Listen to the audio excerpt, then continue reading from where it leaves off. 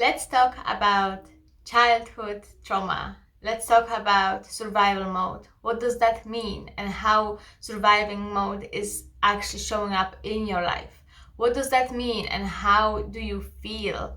How to recognize whether you are in survival mode or not. And we will be talking about also about triggers and happy childhood. What does that even mean and how many of you actually had a happy childhood?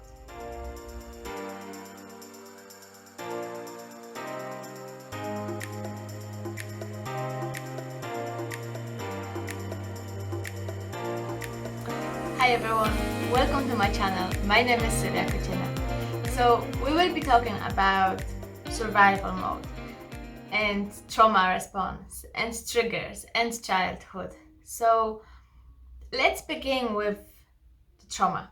What is trauma? And I always say trauma isn't what really happened. It's not an event that really is important. The most important thing about trauma is how you responded to that, how your body, how your inner system responded to the traumatic event.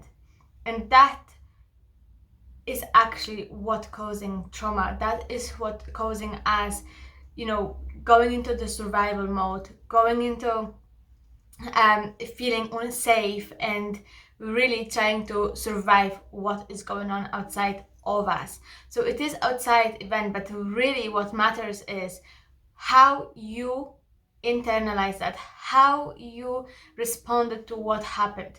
So it's when we talk about trauma, it's not about the war, it's not about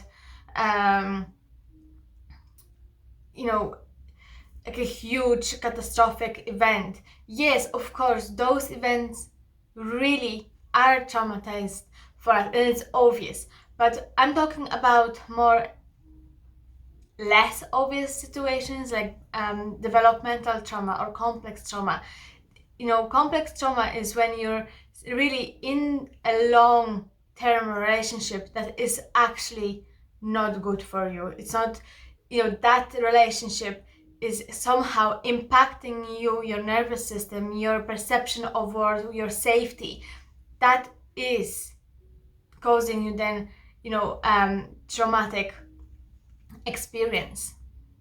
So you can see trauma is not as obvious or as simple as so far was understood to be.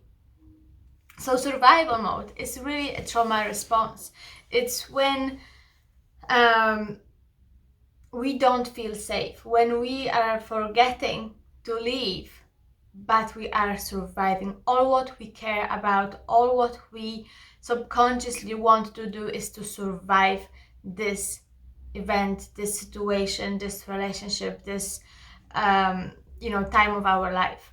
So really being in survival mode is all different aspects of your life, of your brain shuts down.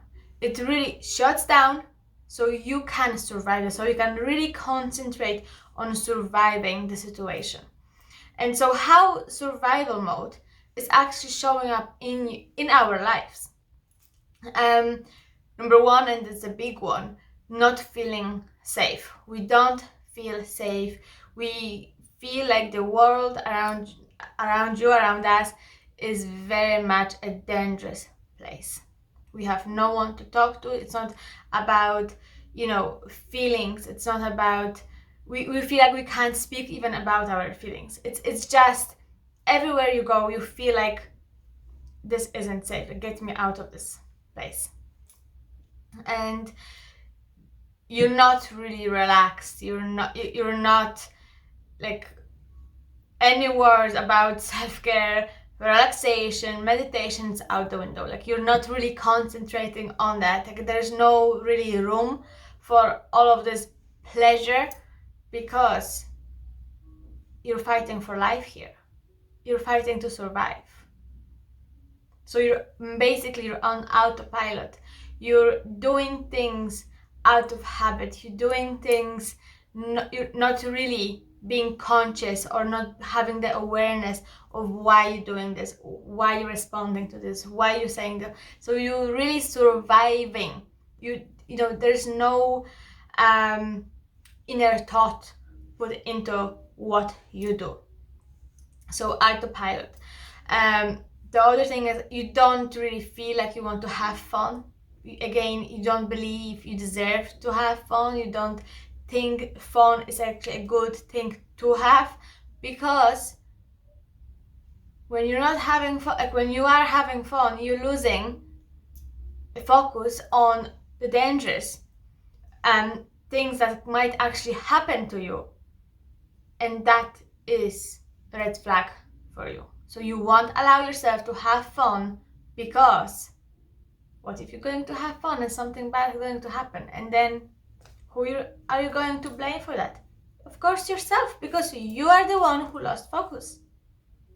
You are the one who didn't pay attention. Another thing, how you can recognize whether you are in survival mode or not, is you are on the go all of the time. You won't allow yourself to stop.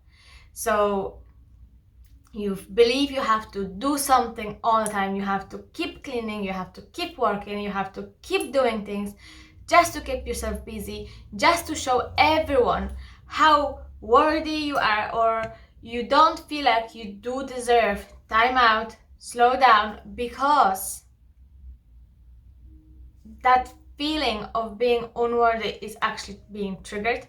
But we're gonna come back to the triggers, and we'll touch on triggers later on. So being on the go as well is basically it's very similar to being on autopilot. You keep going, because when you keep going, you don't have to think what happened to you. You don't have to think how you feel. When you're on the go, there's no really room to reflect on your feelings, to reflect on how was your day, to reflect on whether you're happy or not. So you're on the go to keep you going, and you don't really pay attention then to your body, and that creates a lot of disconnection from yourself.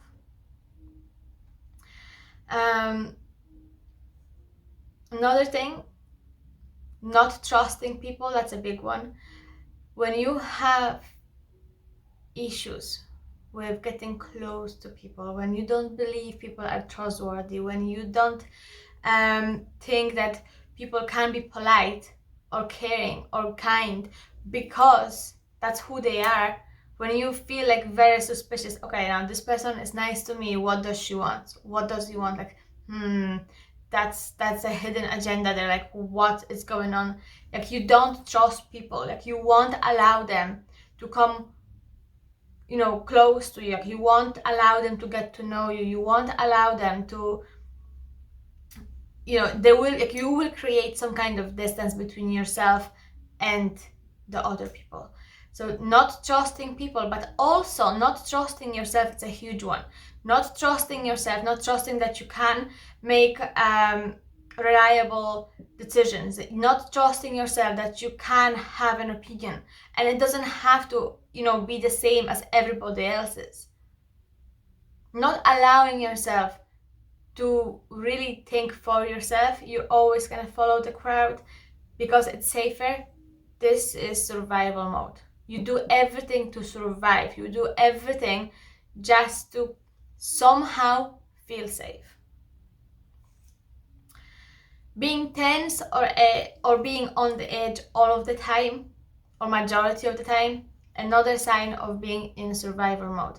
Your muscles are very tense, like your whole body is like, oh, it's like holding on to something, and you want to like, oh, whatever. Like, you know, like your body is a huge messenger for yourself. So even as you're watching it, observe, do you feel any tense, any tension in your body? Like, is there anything? Just move it a little bit. But your body is also, as I said, a great messenger to tell you what is happening, how you're what is your perception, what do you believe is happening. So when you're on the edge or when you're tense, that is also a sign of being in survival mode. Very angry. When you're angry all the time, again, anger is a great emotion. It keeps us safe, but also it doesn't allow us to get very much depressed. Like, you don't see depressed person with anger issues, because anger really it's very it has a lot of energy that keeps us alive. So in that sense, anger is really good, but you need to know and you need to learn how to handle your anger, how to express anger in a very healthy way, because anger, just as any other emotions, is great, but you need to know how to express your anger, not to suppress it, not to lash out on people, but to express it in a healthy way, because anger has loads of energy, so there's a lot you can do with your anger. But when you're angry to keep yourself safe and distant from other people, then you're in your survival mode, because anger is just a tool that you have developed. So no one is actually questioning your vulnerability. No one is questioning whether you're feeling safe or not. No one is questioning whether you're okay. So anger is like a huge mask that keeps us feeling safe internally, but at the same time can make us feel very, very lonely. Very guarded. Another situation when you might when you might feel like you are in survival mode, when you're a very guarded person. Again, you're very much aware of what's going on. You're very much, again, it's like a mask, it's like a facade that you made, not allowing people, and it's like a barrier that you have created, and very little people can actually see through that. It's like you're showing this to people, and this is how you want them to see you. Some people might describe you as being cold or being distant. That is all this guard up. I need to be careful here. Like, this is a new situation. Now I need to pay attention. So you're very much on. Not feeling relaxed, not be like, not laxy daisy. Forget it. That's not you. That's not. No. You wouldn't allow yourself to be relaxed, feeling free, or be like, whatever, I can deal with that when it happens. You're not thinking like that. You're thinking, I need to survive this. And another thing that I believe is also a survival mode is people pleasing. It's because you will do anything or say anything that you think people need. So for that small part, you will actually feel better. So that itself, like people pleasing and doing things all the time for other people, it's number one, you're getting very busy with somebody else's life. You're not paying attention to yourself. You're on the go, you feel needed, but there's you missing in the whole concept of people pleasing. Like, there's lack of the self, it's lack of yourself. When you're all the time thinking and doing things and preparing things and saying yes all the time to everybody because that's what you will then start to feel that people are taking advantage of you, which they will, of course. Why would they not? If you have allowed them to do that, of course they will. Like, imagine, like, when you're walking on the street and there is a big nice sign, fresh free bread. Would you not take it? We all would. So don't allow yourself to think that you're worthy unless you do something for other people, or you can't be selfish.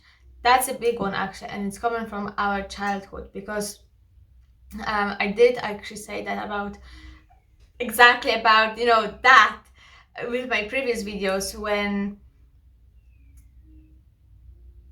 we don't believe feeling or being selfish is actually a good thing. So we would do everything not to be at all costs just for someone to love us. And that was back in your childhood, your parents.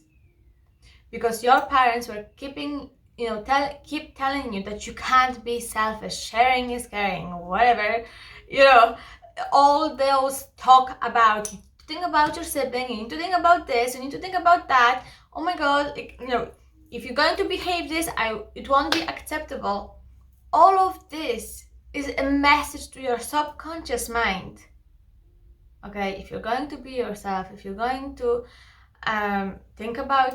if I'm going to think about myself, I won't be loved, I won't be accepted, I won't be good enough. So I have to keep going. I have to do things all the time for other people. So then maybe someone will love me. Maybe then I will get the praise. Maybe then I will get the hug. So, but usually parents do that to please themselves.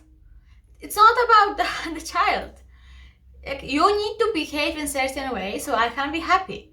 And if I can be happy, then you're going to be feeling very loved, or then we can spend some time. When I'm angry because of your behavior, then no way I'm going to want to spend some time with you. And that is the dilemma that all of the kids, maybe not all of them, but majority of us had to deal with. Who am I? Will I be myself, or will I be pleasing?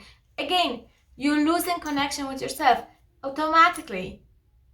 You're not even thinking what I like, what would I want, what is important to me.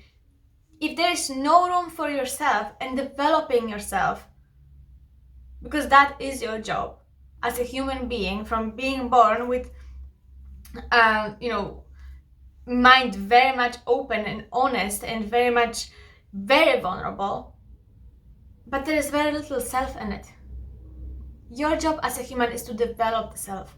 If you're in your survival mode, there is no room for that. You're surviving, but you're not living. You're not thinking, and what would I like? What would be good for me? What are my dreams? What job would I love? What kind of life would I want to have? Who am I? Who I want to be? How do I want to be perceived? How do I want to feel with myself? You don't think about those questions when you are in your survival mode. It's impossible. But the biggest issue in here is that majority of us don't even know that we are in survival mode. Majority of us don't even know that we have been traumatized as children. We don't even realize that something bad could happen to us.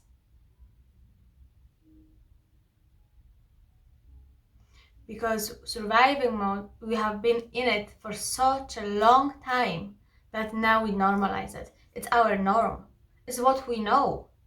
So we're not going to question something that we have been in for the last 20, 40, 10 years. Like, we're not going to question it. It's our norm. It's what we know.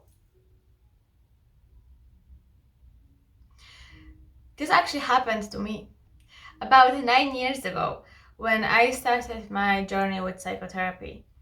I went to the class. It was one of my very first classes. I did at the time it was the first of my degree, and we were talking about personal stuff, and I said something, and the lecturer said, "Oh my god, like you're so hard on yourself. You're so critical of yourself."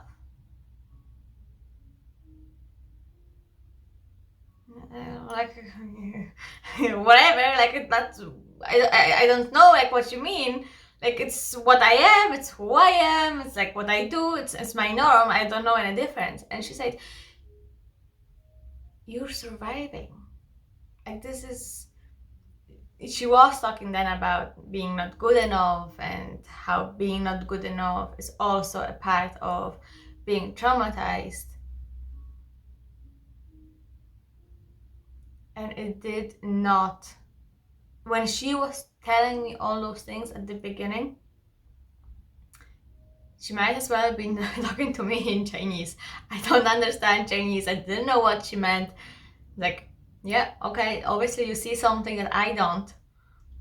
I will have to learn. I will have to do something to find out what exactly you meant. And the more I was, working on myself, and then I realized, like, holy shit, for almost all of my life, I have been in survival mode. I did everything that I could to feel somehow worthy, good enough. I wanted to feel so much loved, but then yet I was far from loving myself. So that's what I mean. Like, when we don't realize we are in survival mode, there's very little that we can change.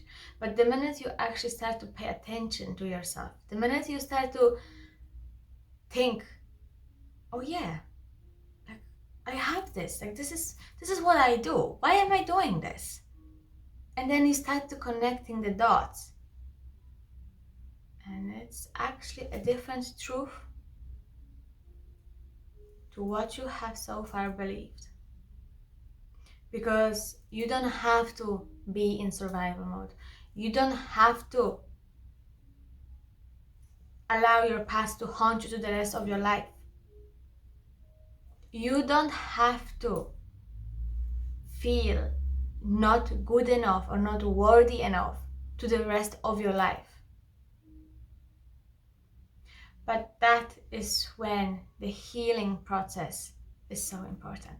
Not cured, not fixing, nothing like that.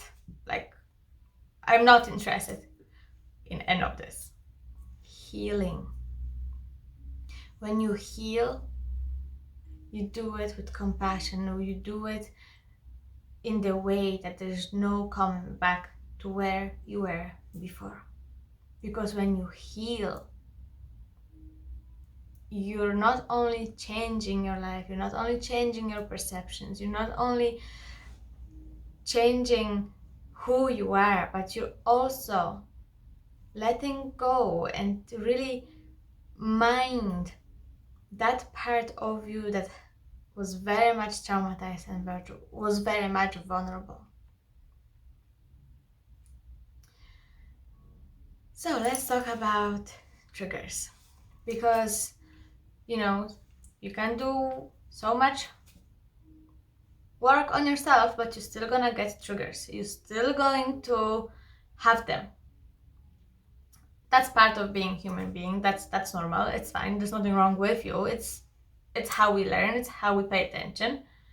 So many of you might actually say, you know what? I actually don't believe, or I don't remember any traumatized event. I don't know whether I had or had not trauma. I don't remember anything.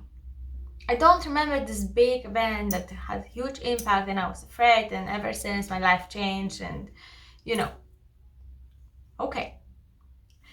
Or I have patients coming to me like, Sylwia, I don't know, I have panic attacks, I feel very anxious, I'm depressed, I don't want to be here. But I have good life. I have everything. I had good childhood. I had, I'm very blessed with what I had. I had good parents, I had friends, I was good. Nothing happened. Okay. For me, as a psychotherapist, hearing this, I feel like, okay, there's a missing puzzle. Like, there is something missing that we don't know yet. I can't know it. If this person telling me this, I'm not going to question if this is what she believes, that's okay. But there's something missing. So I'm searching and I'm looking. And usually my next question is then, okay, so I would like you to imagine yourself as a young child, very young child. And when you felt despair, when you felt sad, angry, unhappy, unsafe, when you felt like you needed comfort, you needed to talk to someone, like when you felt so vulnerable, who could you go to seek comfort? Or who could you go to and talk about it? Talk about how you felt, talk about your emotions. Who did you feel safe with to talk about your emotions? How vulnerable and how unhappy and how sad and how afraid you are. And usually the answer is no one. So having this blessed, happy childhood and having no one to comfort you, having no one to support you, having no one to bring you understanding and a space where you actually could feel safe. Two opposites information. It's like polar opposites. That's what I mean when I say we can convince our mind with everything. We can never lie to our body. Our body always knows. You got to trust yourself. You got to trust your body. And triggers, you might not remember, like your logic mind might not remember what happened to you. Your body always does. And that's how we are actually getting those triggers. The minute you feel a trigger, that is a ghost from the past. That is a message from the past. Okay, you don't have this dissolved, or like, look at it, there it is, you feel it, and now you're back into the survival mode, or you're back into this pushing, suppressing, not seeing it, or locking yourself out of the world, not feeling safe again, not feeling like you want to be open or too vulnerable, like you shut down. Triggers are messages. With triggers, we can develop as human beings. We can develop our mind. We can evolve. So your job is to pay attention to it, to get to know your triggers and how your old habits. And then, after you know your old habits, then to try to change them with the new ones, with the new habits, with new behaviors, with new beliefs. But before you can actually start changing all of this, it's good to know who you are now, who you are today. Because no matter what happened to you and how long it was ago, you always have now. And that's all what you need to change now. Because every change is always happening in the now, not in the past. Now, you're not actually changing the past. You're not trying to amend the past anyhow. You're learning to accept and to take a different perception of the past. You learn, but you change yourself now. Not tomorrow, not yesterday, today, now. Now is all what you need, is now all what the real changes are happening. It's the now. So that is actually a very good information for all trauma survivors, because no matter what happened, you can still heal yourself because you have the now.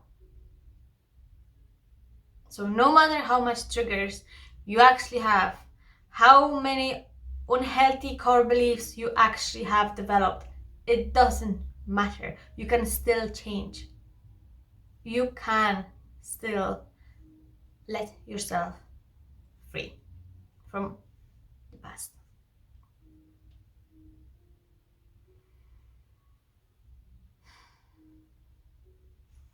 For today, that's everything.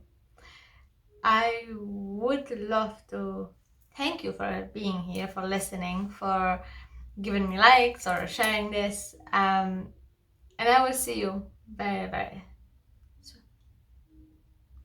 Bye.